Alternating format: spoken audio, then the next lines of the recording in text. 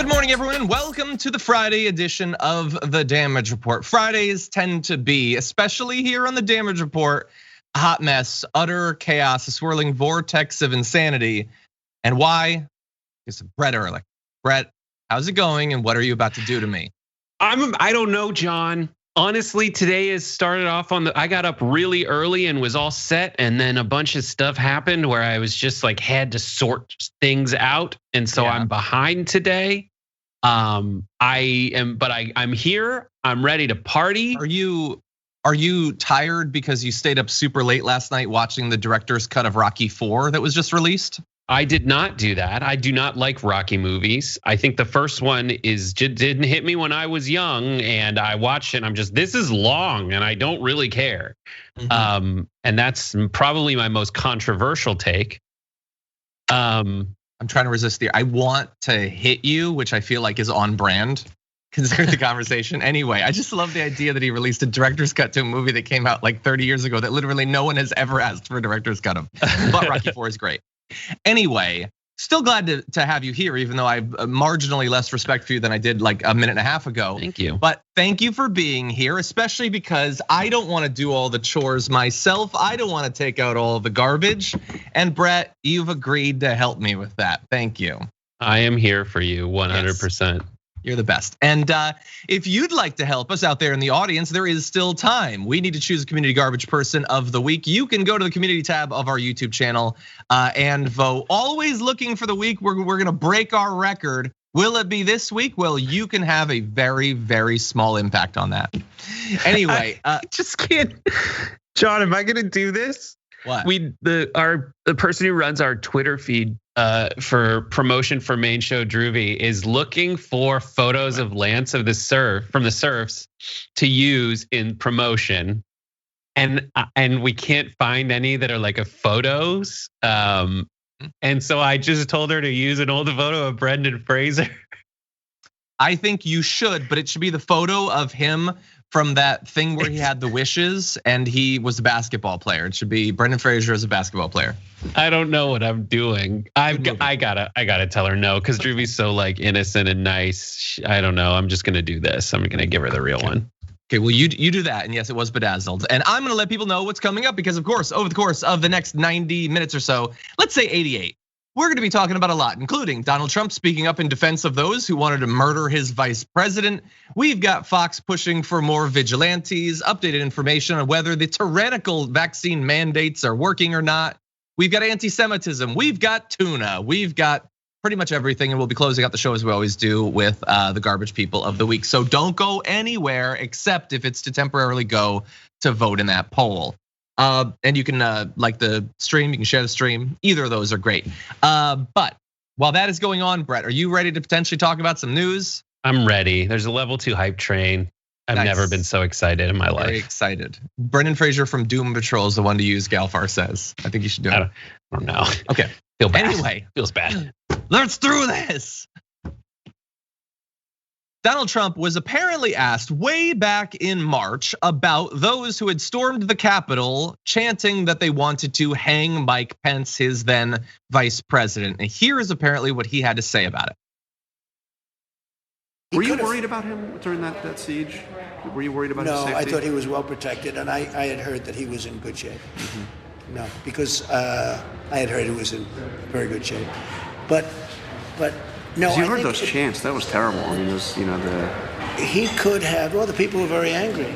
They're saying hang Mike because Pence. it's common sense, John. It's common sense that you're supposed to protect. How can you, if you know a vote is fraudulent, right? Yeah. How can you pass on a fraudulent vote to Congress? I mean, there's a couple of amazing things about this. Let's start with the first is that John Carl, who conducted that and had that, has sat on that for months and months and months. So always amazing when journalists do that so that they can sell a book or whatever. But aside from that, you're asked about, that would be like if people had stormed our studio chanting to hang Brett Erlich, and I was asked about it, and I was like, well, I heard he was in good shape, and it's just common sense. Like the Rocky movies are good, and he badmouths them constantly, so it's just common sense, really. You protect Rocky. Brett, what do you think? I think just different parts of that. He sat on this for many months, but so little has changed. You know, the fact that it doesn't really affect much is hilarious to me. And I also want to meet the people who buy these books and read them. Because do you need to? Do you need to? All the parts you're gonna want. I've bought them before. I bought a Rumsfeld book. I bought a Hillary book. I bought a Woodward on, I forget who book, maybe on Trump. And you read them, and as you're a few chapters in, you're like, oh, all the parts that are interesting have already been in articles to get me to buy this book and regret it halfway into my Kindle sesh. That I love a lot. But to the core of this, it is very true that Donald Trump does not care whether Mike Pence lives or dies.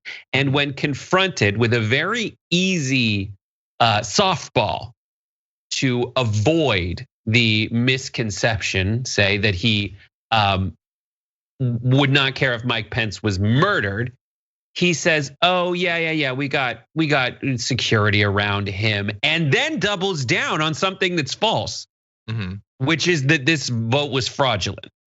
If you believe in America, if you love America, something that Donald Trump and his supporters have never done once, they don't think America is great. It's on all their merch that America is not great. Saying to make America great again means you hate America. You want to cancel America as we know it. That's their messaging and has been since the inception. So it would actually stand to reason that they think that the entire process of democracy should be torn down and people should be murdered. Yes. Oh, unless it delivers them into office. I think that if the Republicans could win in democracy, I think they'd be perfectly happy with it. Just, that's the only condition in which they'd be happy with it, which is an issue.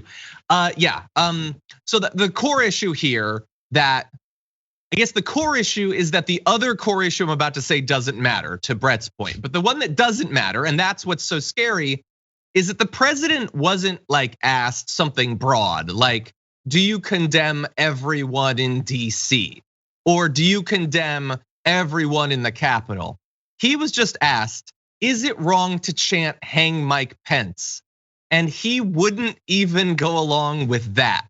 That is a bar so low, it's in the center of the earth, basically. And he wouldn't do that. When asked, there's two sides to this. A guy who might be hanged and those who want to hang him. Whose side would you like to take? He was unambiguous in siding with the potential murderers right there.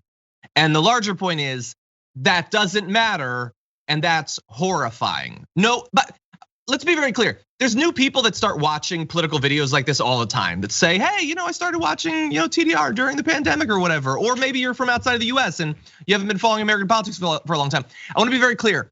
Generally, you don't threaten the life or say that you don't care about the life of your vice president. Like, Al Gore wasn't almost thrown to the wolves by Clinton or anything. Generally, politicians don't do that. And yet, as with so many things that have been normalized that never should have been, the president can just say, like, this is gonna be news maybe until tonight. And then we're gonna move on. There's no way anyone's gonna be talking about this in a sustained way on Monday. The fact that the president was speaking up for the threats to lynch his vice president. How ridiculous is that? Yeah.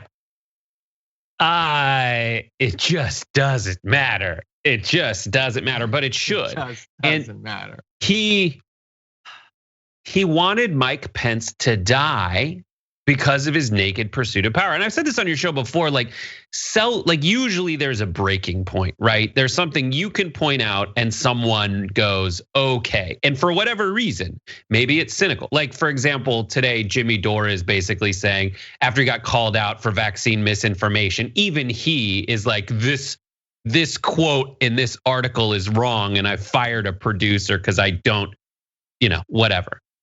Even he has some kind of stopper that says, I will issue a correction.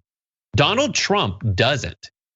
And that's because his goal is not monetization on YouTube or whatever. All the cynical things that motivate him are only the naked pursuit of power and money.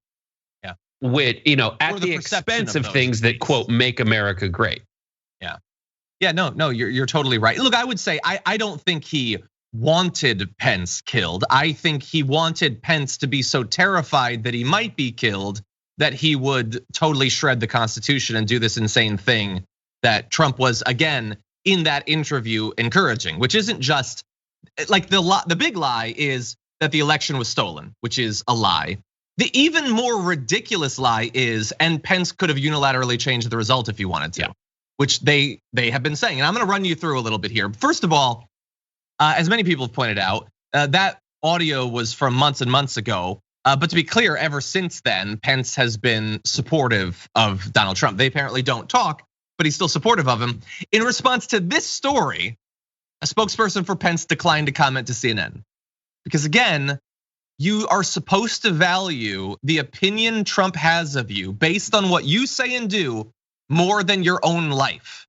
That is part of what makes a death cult is your willingness to die for the pleasure of the dear leader. But anyway, Hallie Jackson is saying that they didn't talk in the wake of the riot. Maybe if they had, he could have shifted Trump's view about whether it mattered if he lived or died. And to be clear, while this was way back in March, the secondary lie that he said there is still being pushed up to and including yesterday. Mark Levin said, and they try to glue all this together because he had a lawyer, Trump had a lawyer, good man, a friend of mine by the name of Eastman, who argued a legal theory that the vice president of the United States could in fact refuse to accept some of the electors from some of the states where there were disputes between the state legislatures and the governor and so forth. Not a completely crackpot theory, Cool. No, it is. Cool crucible, bud. It is actually a crackpot theory that he was arguing like 9 hours ago. Dude, but the bar that even Mark Levin is putting at the ground level is, this is fine because it's not a completely crackpot theory. Yeah, it's a crackpot theory, but it's not, there's like a part of it that says like federalism implied in it. But like as the most conservative person at TYT, I believe in states' rights. And the states all said, these are good. All of the states through state processes said, here are the results and we've certified them. And it is only the vice president's only job is to say, got it.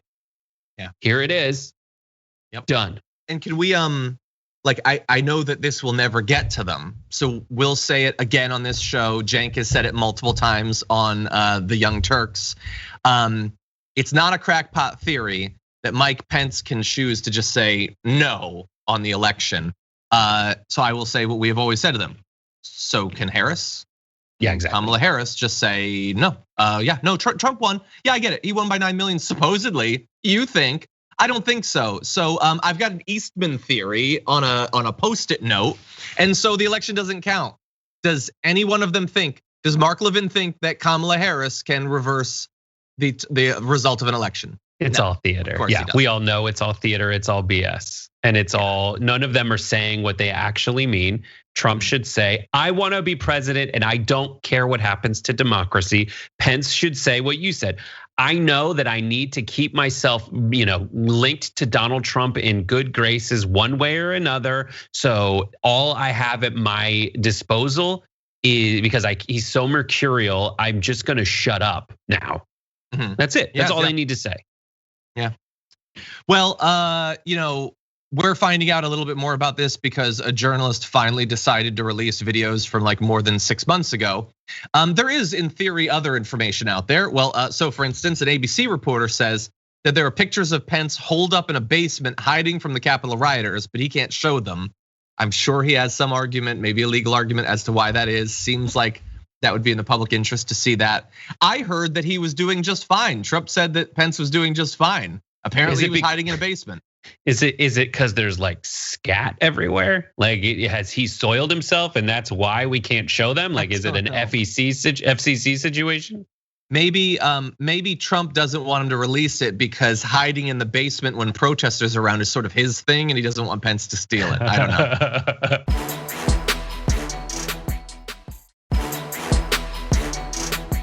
know. Anyway, There is other, actually, I think we have video on the photos. So let's go to that, see if we can learn anything extra. During the riot, Mike Pence had with him the entire time a photographer, an official White House photographer, who captured images of that entire period, including the roughly 5 hours where Pence was hidden away in the bowels of the Capitol in a place that nobody's ever really known because he refused to leave. He wanted to stay there. They got him out of the Senate chamber and they took him somewhere. Nobody ever. While people are erecting gallows across the street. Exactly. I actually saw all of the photographs. You saw them? I saw all the photographs. And by the way, it is wild to see that he was in a loading dock in an underground parking garage beneath the Capitol complex. No place to sit, no desk, no chairs, no nothing. He was in this concrete parking garage. And with his family and, this is the vice president of the United States, and he's holed up in a basement. And I went to the vice president, the former vice president, and I asked him if I could publish those photographs. I think they're part of the historical record, and I they're really important. One of the photographs is him literally looking at the tweet of the president saying, Mike Pence. One of them is his chief of staff, Mark Short, showing him his phone, and it's the tweet of Trump saying Mike Pence didn't have the courage. And maybe we'll never get to see it. And honestly, I think rightfully we attack a lot Ted Cruz for what he was willing to do after Trump turned on him, the sad phone call and all that stuff. But this is worse. Trump never, as far as I can remember, tried to get Ted Cruz killed. To stay silent just to protect the reputation of someone who didn't care if you lived or died is just truly sad. That is, I hadn't seen that. That's fantastic. And I wonder who pays for that photographer, because in terms of rights, I've been told through my tutorials on what you can use and what's public domain and not, if our tax dollars are paying for that photographer to take those photos, and those photos belong to the people. And so maybe it's a certain amount of time, maybe it's his own personal photographer and that's exempt from those kinds of things. But my God, man, journalists need to get their hands on that and leak it somehow. Because I mean, Ken Klippenstein. Those Send them to Ken Klippenstein. Those are the kinds of things you just cannot forget. Yeah. You cannot wipe from your mind the images that make their way into the public consciousness. And it's crazy that I want those, and there's not enough out there to confirm it for me. Yeah, when you think about what was Obama doing when the mission to take out Osama bin Laden was going on? Because you've seen that photo. That one photo of them around the table. These things are important, they are powerful. Just knowing that it happened isn't as powerful as being able to see it. There's other things we'd like to see, but we're not going to. So the DC Circuit Court of Appeals has granted former President Trump's request for an administrative injunction, temporarily blocking the release of White House records. So earlier this week, a judge had been like, no, you got to give him the documents, send him the documents, the drafts of speeches and those sorts of things. And we said at the time, yeah, believe it when I see it. We've heard this about the tax returns. There's always another court. Well, hey, we found another court. It's the DC Circuit Court of Appeals. So as of right now, at least, they're not going to be released. They claim that it's protected by executive privilege, that a sitting president's private communications should be shielded from public scrutiny. I will remind you, he's not a sitting president. But anyway, they called it a vexatious illegal fishing expedition. I've literally never heard the word vexatious before, but I love it. A+ on that. F for your turn against democracy, but A+ on the use of vexatious. So I'll take words that Trump himself would never use. It's close to one he might make up. But yeah, I mean, that's the other thing that it's the double-edged sword of the judicial system, is that you'll find a bunch of judges who will think different things than each other, and then it makes its way up to the Supreme Court if needed, and or they'll find a way around it. But we need to know that kind of stuff. We need to have that at our disposal, because it is one of the themes that people should identify. And you've mentioned it kind of already on the show today. The news cycle will just normalize the passage of insanity over time. That's it. It just takes 72 hours and it's gone. But the sad externality of that is that you can normalize something that is really like a naked, unambiguous grab at power and the dissolution of democracy in America. Yeah. That's what happened. That's what he tried to do. And like, you don't get to go into a store, grab a TV, run to the exit, and if someone clotheslines you on the way out, your defense can't be, well, I didn't actually rob the store because I didn't make it out the door. Yeah. Like that's an attempted robbery. And you're a failed attempt at treason, thank God that they failed, but you still tried them. Yeah. And tried being the operative word, because you should stand trial for your offenses.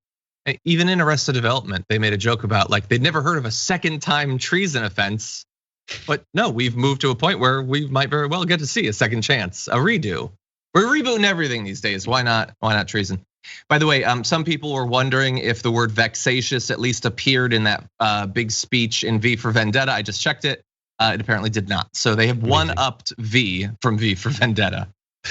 Anyway, with that, we do have to take our first break. When we come back, Fox is pushing as hard as they can to get more vigilantes out there in the street. We'll show that to you after this.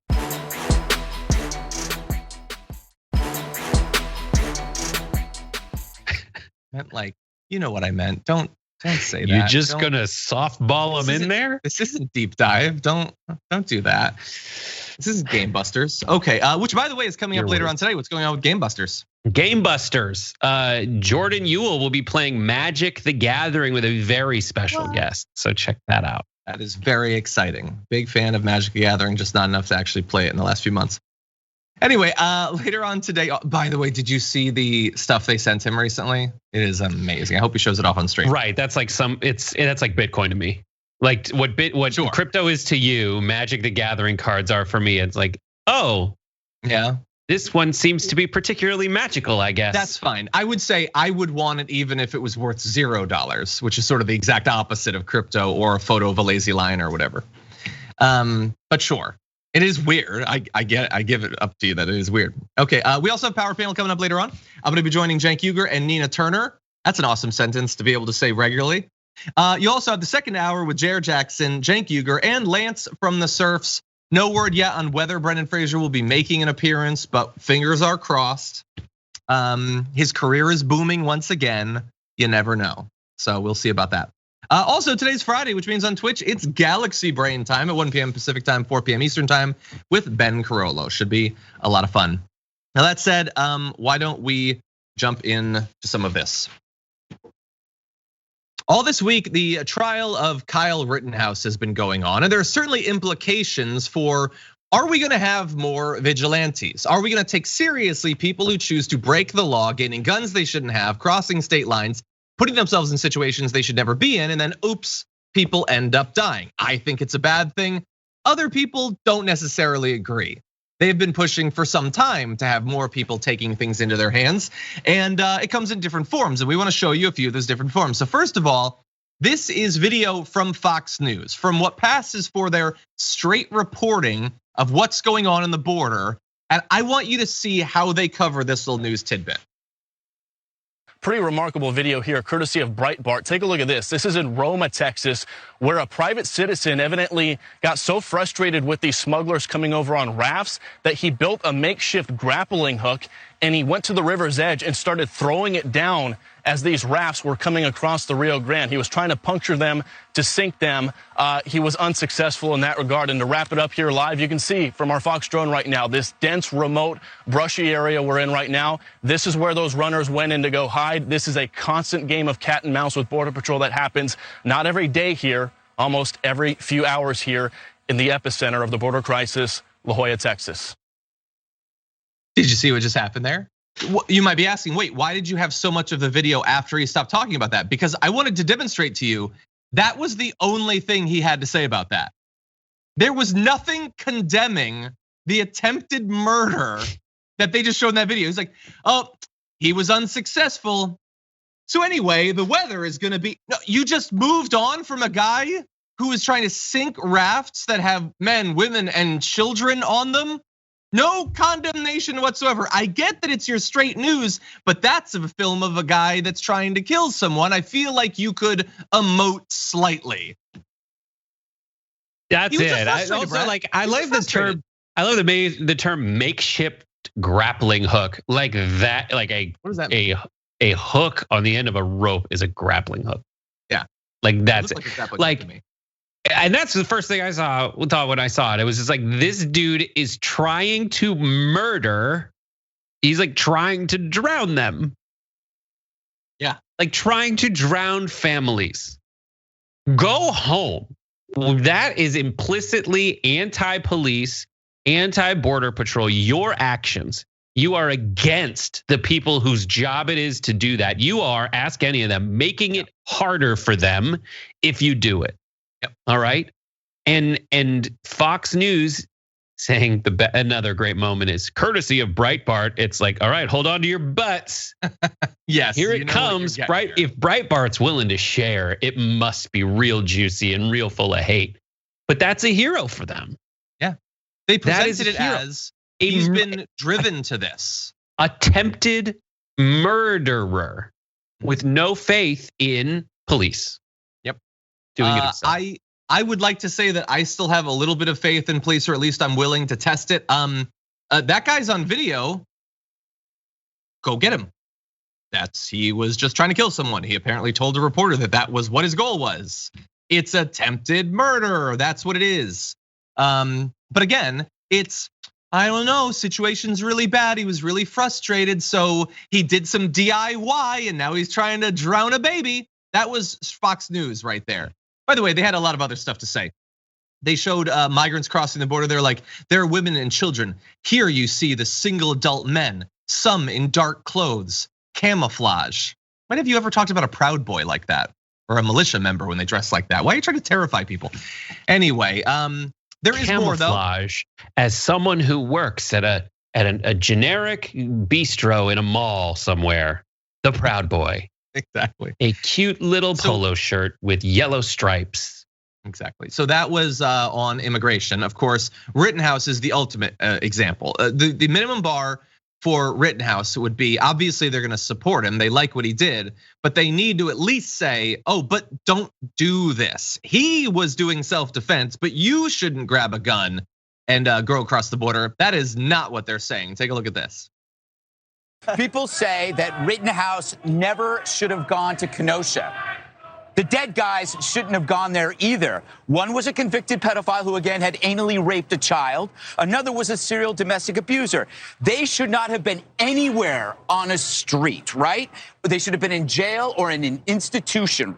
Kyle's victims, the two dead guys, deserved better from the government, but they didn't deserve better from Kyle.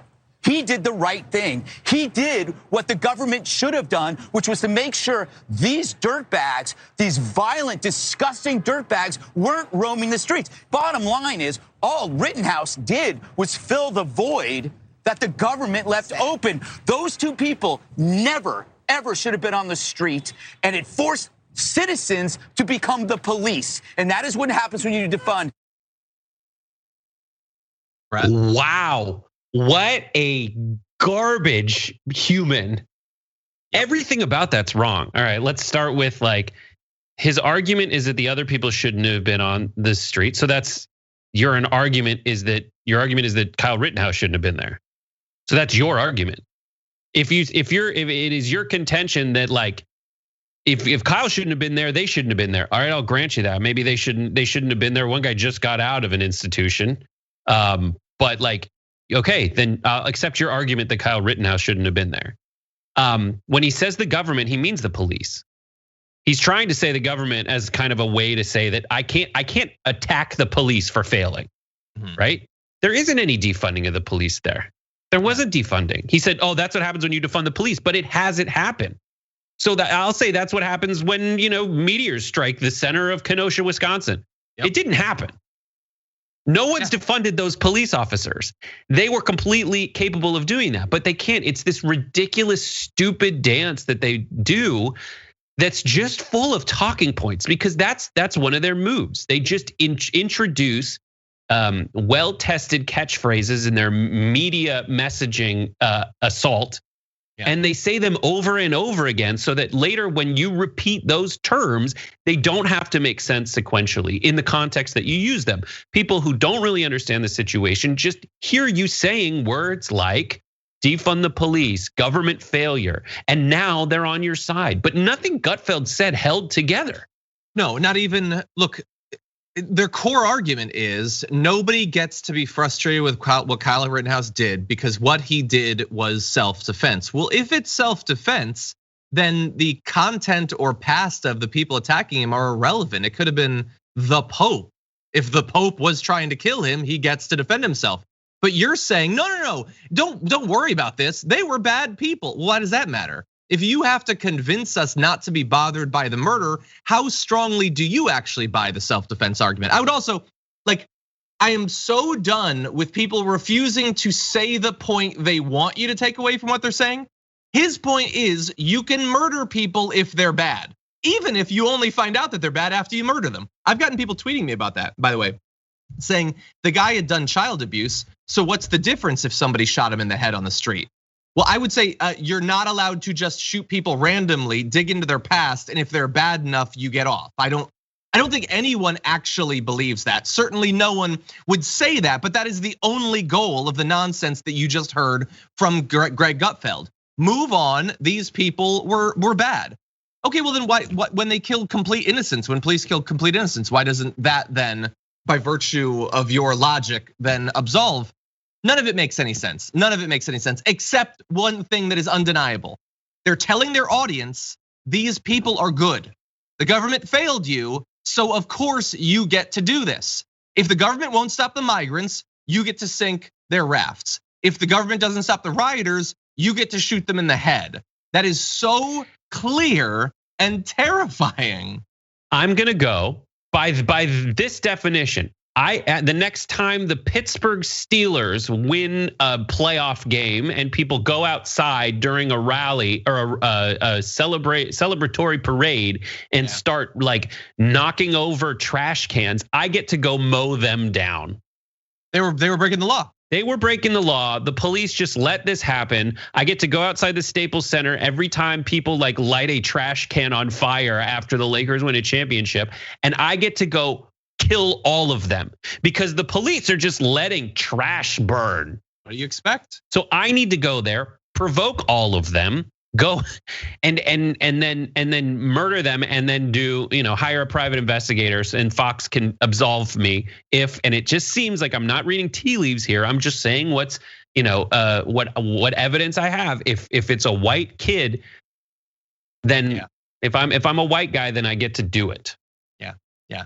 And notably, in all of that, where they're bringing up the history of the people that he killed, the fact that a few weeks prior to that, he was on video punching a woman repeatedly. They didn't bring that up, oddly enough. One person, by the way, on that panel, and they're arguing that we can't use the video of Kyle Rittenhouse saying, I wish I could go shoot those people. Exactly. That doesn't have anything to do with his motive when he says that he wishes he could do the thing that he ends up doing.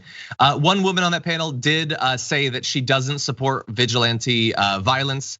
And the guys on the panel began yelling at her, not letting her speak, yelling at her because she said, I don't support vigilante violence, if it wasn't clear enough.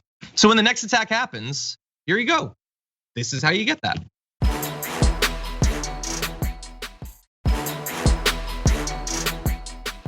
Okay, now really fast, let's move on to an important update. A little bit of news, but I wanna make sure that people understand it. Not that many months ago, when Joe Biden announced that there was going to be a vaccine or testing mandate, the right lost their minds over it. In the immediate response to that on Fox, they called him an authoritarian, a rotting bag of oatmeal, which is admittedly kind of funny, a tyrant, very frail and very weak, an authoritarian. Biden declares war on millions of Americans, full totalitarian, which I would think the full part is in the total part. But they're just not great with words. Let's see, it's a tyrannical mandate, it's a fascist move. So they have been desperate ever since to convince you that these mandates are not acceptable. There's no point, there's no benefit, you should fight against it. They've plucked from around the country literally anyone who has refused to be a part of the solution and hailed them as heroes. And so after months of that news, you might be led to believe that it was a failure. But I want to be very clear. It's been succeeding, actually. NBC News has looked at 20 different cities, and they've looked at employee vaccination data. And the cities that are mandating the shots, they found that the rates for city employees, a group that includes healthcare workers, police officers, sanitation workers, and firefighters, are about 15 percentage points higher than the rest of the general populations of the cities or counties that they work in.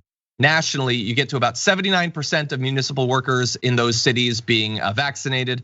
The country's overall rate is about 58%. So regardless of whatever partisan arguments to get your base all fired up you want to have about the constitutionality, let's also be clear that it is working to get people, some of whom work around large populations of people.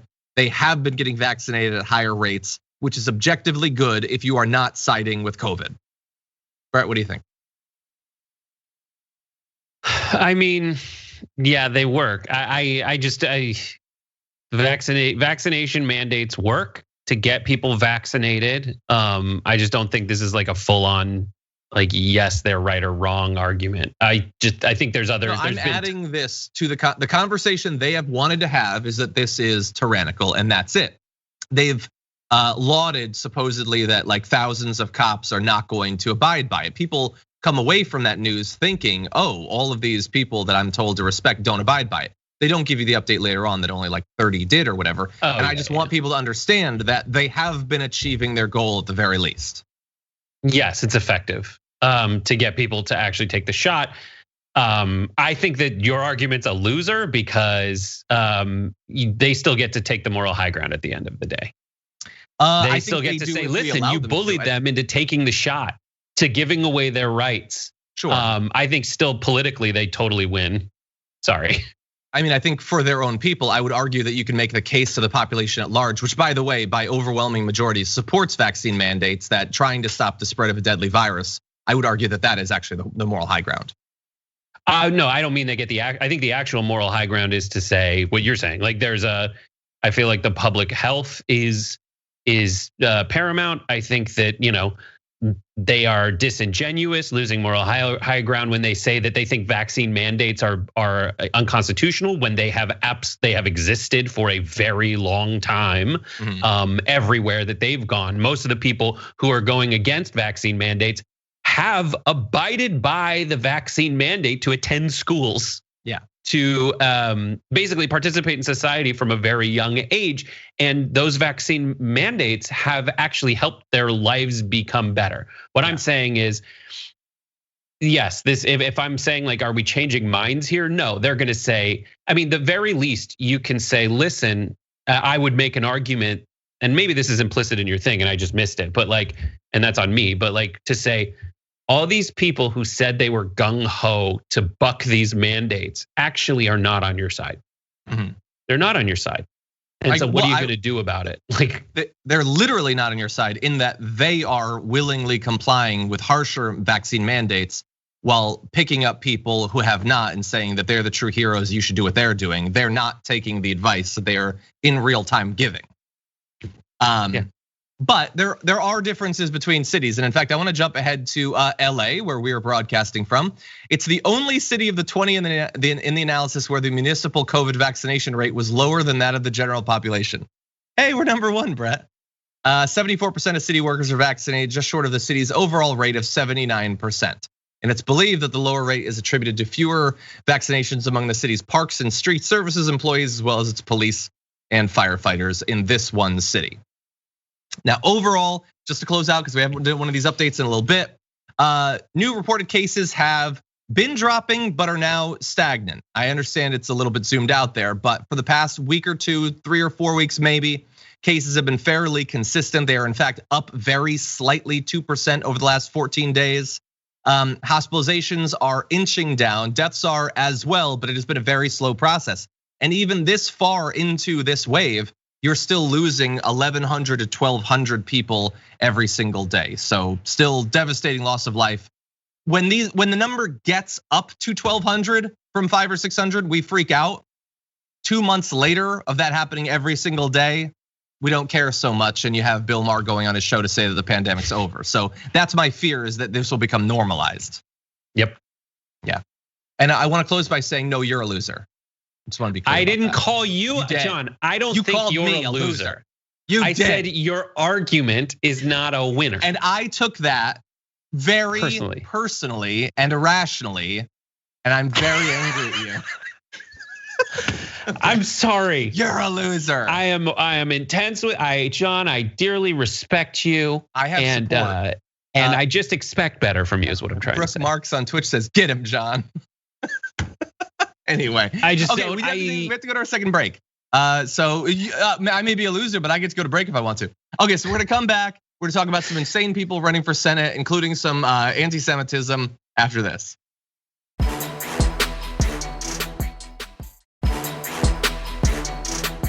Let's go to this. Oh God. Oh geez. Okay. Ohio is in the middle of their Republican primary in their Senate race, and boy, do they have some choices on their hands. Well, they had a candidate forum, and there were some sparks flying, especially around the topic of vaccination. So I want to give you a sort of zoomed in view of the state of the Republican Party, and I think you'll get an idea of where they're at intellectually in this exchange. It's one thing to talk, it's another thing to act. I'm also the only one up here, Matt was not with us the last time, who's not vaxxed. Jack asked us the question last time and we answered. The only person who didn't answer was Josh. Josh, do you want to answer tonight? Personal feeling is, it is not right for the government or the media or anyone to ask us if we're vaccinated. So my feeling is, for all of us out there. Okay, I got 17 seconds. Yeah, so strategically bad idea to give the other candidate your time, but he's arguing everyone on this stage says you shouldn't be required in any way or even encouraged to get the vaccine, but I'm the only one willingly opening myself up to a fatal disease. That guy probably took medicine over there. And that's sad. But then when that guy comes over and refuses to say, for reasons that are abundantly clear, Brett, that's maybe even sadder. And by the way, that was Josh Mandel, the second guy. You've got Mark Pukita, the first one. Josh Mandel is the guy who like pulls over at the side of the road at midnight in a cornfield to be like, I'm here by a Trump sign, as in the middle of traffic. Like that guy. We've shown on this network, we've shown a ton of video of Josh Mandel being the worst, but apparently he's not.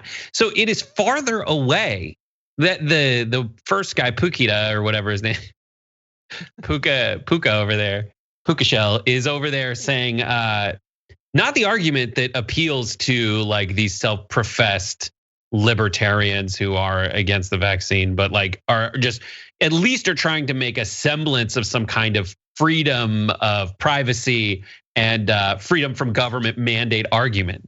This guy's like, no. A lot of people, when they get called out for being anti-vax for bucking the mandate, they say, no, I'm just against the mandate, not the vaccine. This guy's going far beyond it to say, no, I am an anti-vaxxer. Yep. It is not government overreach. It's not any of that. I think that there's 5G crystals in my magnetized blood. Yeah. That's that. Yeah, 100%. This is not, I just think it should be up to you. I'm saying it's better to not be, elect the guy who refuses to acknowledge medical science. And then Josh Mandel, he does the grifter thing. Honestly, why doesn't he just lie? I guess he's worried about it leaking or something. So he's vaccinated. If he was unvaccinated, he would just say that right there. He's vaccinated, but he knows how explicitly anti-vax the base is, so he can't say it. And that is utterly pathetic. I am so sick of all the grift around vaccines. But that wasn't the only thing that caused an issue at that event. You also have a conversation about this radio ad that Pukita had put out questioning Josh Mandel's religion. Are we seriously supposed to believe the most Christian values Senate candidate is Jewish? I am so sick of these phony caricatures. Oh, I agree. If we keep electing people like this, we'll just keep getting the same terrible results. I like Pukita. Do you really think that this one's Jewish? Woo! Brett? One of my favorite genres of anything is the fake conversation between friends. Like, oh, I didn't know I needed a Medicare insurance supplement, did you? Well, if you think that's interesting, check out my reverse mortgage, Maggie. Like, no one has that conversation. No. And honestly, I think a lot of evangelicals will agree that Mandel somehow, against all odds, is more in favor of Christian ideals than your average Christian, because a lot of Christians have all this infighting as to which like sect is more close to God, but they all know that they need Jews to be in Israel to make it to the promised land when Jesus comes back and like Noah's arks us into oblivion. Exactly. I mean, that was just anti-Semitism. Again, the right minds it in the very specific case where Ilhan Omar said something that they don't like. That's it. Aside from that, anything goes. Okay, really fast. There are other awful people in the world, so we're gonna turn to our last story for this first hour. Hate crimes are certainly nothing new in America, but since the beginning of the pandemic, we've seen a startling rise in the number of hate crimes targeting Asian Americans. And in fact, in a recent interview with US Olympic gymnast Suni Lee, she revealed that she was actually the target of one of these just a week ago. She said that while they were waiting for an Uber, a car drove by with people yelling racist slurs such as ching chong and go back to where they come from. Suni Lee also stated someone from the passing vehicle hit her arm with pepper spray. So people were driving around as a group, yelling racist slurs and randomly pepper spraying people on the street. She says, I was so mad, but there was nothing I could do or control because they skirted off. I didn't do anything to them, and having the reputation, it's so hard because I didn't want to do anything that could get me into trouble. I just let it happen. The reputation, of course, is not just that she was an Olympic gymnast, but she took gold in the all-around gymnastics competition last summer, silver in the team event, and bronze on the uneven bars. And look, these attacks are still happening. So 1 in 4 Asian households reported that they fear being threatened or physically attacked in recent months, the largest of the groups polled, but a lot of people are worried about these attacks. And in fact, one organization that reports on these says there's been 9,000 reports of hate crimes involving Asian Americans in the last 15 months. So this has still been going on. It might not always be making the news, but this sort of harassment and in fact attacks, including with things like pepper spray, continue to this day. Yeah, I'm gonna go out on a limb and say I'm against hate crimes. I think so that's good. Bold claim. Like, yeah, these are the reason that I react that way is because like it is that the reaction that everybody should have when they're like, yes, I'm against hate crimes. Apparently being that as a default is not enough and not ubiquitous enough for them to stop happening. This is a widely, as we know, overlooked category because of racial profiling of Asian people in a certain generally overlooked category, period. And it is worth everybody shedding a light on it when it happens, because it does happen, and it happens even when we're not shedding a light on it. So the more we can bring attention to it, the more we can do it. One thing that's just sad and cynical is like if you look at Black Lives Matter and you look at people putting more of a focus on a group of people who have endured hardship. The default setting for conservative media is to say, why are you racializing everything? Yeah, we should be against crime. And that's like the most cynical, nefarious, horrible instinct that anyone can have in media. Yeah, you're 100% right. Anyway, just want to remind people that this is going on. There's been anti-Asian American hatred, discrimination, all that attacks for a very, very, very, very long time. But now we're seeing more, and I don't see any reason to believe that it's going to immediately tail off. It's been sort of baked in, and now we're seeing this, and we have to stand up against it, make sure people know what's going on. Okay, we're gonna take a short break. There'll be more news coming at you after this.